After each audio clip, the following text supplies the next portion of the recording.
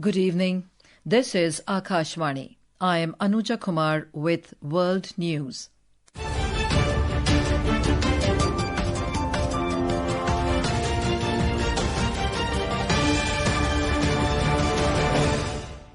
The headlines. Prime Minister Narendra Modi talks to Russian President Vladimir Putin. Both leaders review progress in bilateral agenda and reaffirm commitment to further deepen India-Russia special strategic partnership. Israeli Prime Minister Benjamin Netanyahu meets Indian ambassador and discuss ways to further strengthen India-Israel strategic ties. 7 people killed in rain-induced landslide in Guangzhou, China. And Pakistan suspends cell phone data services in Balochistan for 3 weeks. And now the news in detail. Prime Minister Narendra Modi today had a detailed conversation with Russian President Vladimir Putin. Mr. Putin briefed him on the latest developments concerning Ukraine.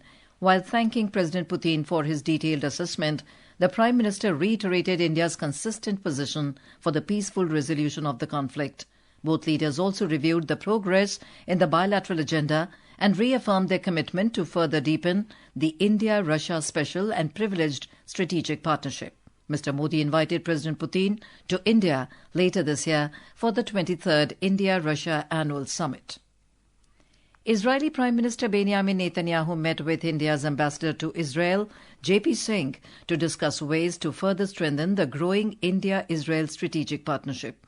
In a post on social media, Prime Minister Netanyahu said the meeting focused on strengthening and expanding cooperation, particularly in the areas of security and economics pillars of an important partnership grounded in shared values and mutual interests.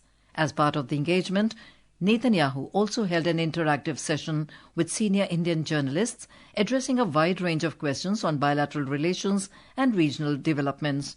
Ambassador Singh conveyed the greetings of Prime Minister Narendra Modi and assured to strengthen the positive trajectory of the bilateral relations between India and Israel. U.S. House Foreign Affairs Committee Dems has warned that President Donald Trump's actions risk the carefully developed U.S.-India relationship. U.S. Representative Gregory Meeks said that any concerns should be addressed in a respectful way.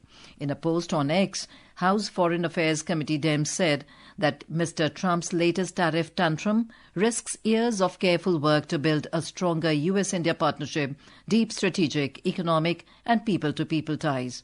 He added that the concerns should be addressed in a mutually respectful way, consistent with country's democratic values.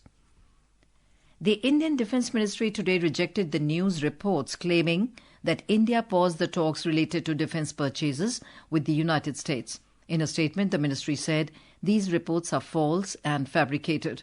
It further clarified that the various cases of procurement are being progressed as per the extant procedures. Rejecting calls to step down, Japanese Prime Minister Shigeru Ishiba reiterated today his intention to stay on as the Liberal Democratic Party held a meeting of a key decision-making panel over the defeat in recent polls.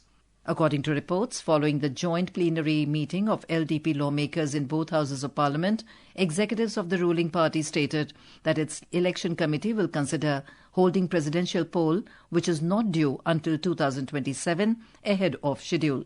Despite facing calls for him to step down as Japan's PM, Ishiba emphasized the need to fulfill his responsibility to the country and mentioned about the challenges it continues to face despite a recent tariff deal with the United States. This is Akashvani. You are listening to World News. We bring you the top international news and updates from around the globe. In China, 7 people have died following a rain-induced landslide at Dayuan village in Banyu district of Guangzhou. Local authorities reported that 14 residents were trapped and several homes were damaged. The incident comes amid warnings of multiple typhoons and flood risks across China in August, raising concerns about the growing impact of extreme weather. In France, the most devastating wildfire in 75 years has ravaged an area larger than Paris. According to official report, the blaze, which broke out near a village in Aude region of southern France, has claimed the life of a woman and injured 13 others including 11 firefighters, with 2 reported in critical condition. Despite deploying over 2,000 firefighters and 500 vehicles, authorities warned today that the fire, though now under control, is expected to continue burning for several more days. In Turkey, the Dardanelles Strait has been temporarily shut to maritime traffic due to forest fires raging in northwestern part of the country.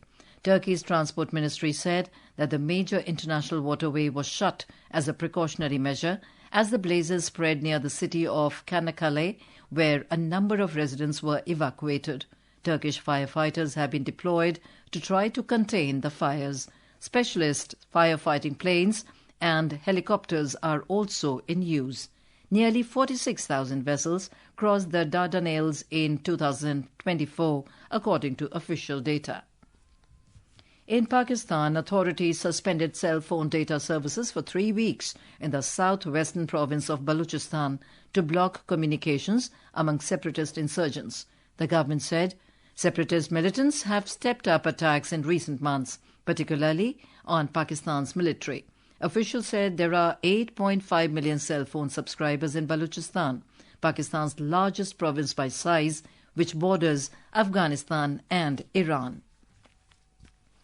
Meanwhile, the Human Rights Council HRC of Pakistan has condemned the Pakistani authorities for shutting down internet and mobile phone services in Balochistan, terming it as a blatant violation of fundamental human rights. In a statement, HRC said that the decision by the Balochistan government to suspend 3G and 4G mobile and internet services across the entire province is a cruel and disproportionate measure that targets millions of innocent citizens.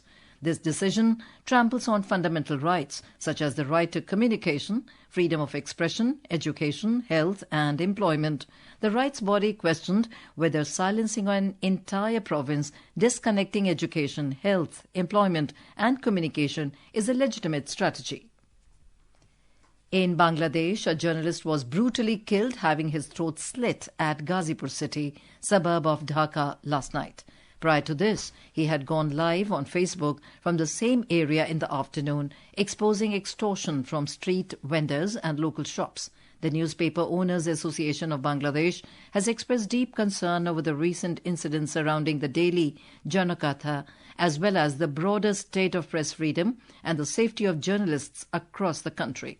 In a statement issued yesterday, the organization referred to the latest report by Transparency International Bangladesh, which presents a troubling picture of the media landscape, citing shrinking freedom of expression and limited access to information, reports United News of Bangladesh.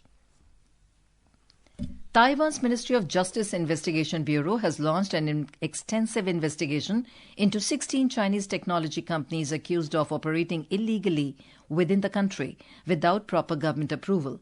According to the local media reports, officials allege that the companies secretly established offices in Taiwan and illegally hired local talent without obtaining necessary authorizations. Between July 15 and August 6, more than 300 investigators conducted coordinated raids across 70 locations in Taipei, New Taipei City, Taoyuan, and Hsinchu. In tennis, 18-year-old Canadian wildcard Victoria Mboko stunned 4-time Grand Slam champion Naomi Osaka 2-6, 6-4, 6-1 to capture her first WTA 1000 women's singles title on home soil at the National Bank Open, also known as Canadian Open. The win lifts Mboko to a career high number 25 in the WTA rankings. And now, before we close, here are the highlights of the bulletin. Prime Minister Narendra Modi talks to Russian President Vladimir Putin. Both leaders review progress in bilateral agenda and reaffirm commitment to further deepen India-Russia special strategic partnership. Israeli Prime Minister Benjamin Netanyahu meets Indian ambassador and discuss ways to further strengthen India-Israel strategic ties. 7 people killed in rain-induced landslide in Guangzhou, China. And Pakistan suspends cell phone data services in Balochistan for 3 weeks. That concludes tonight's World News Bulletin. For more updates, stay tuned to Akashvani. Good night.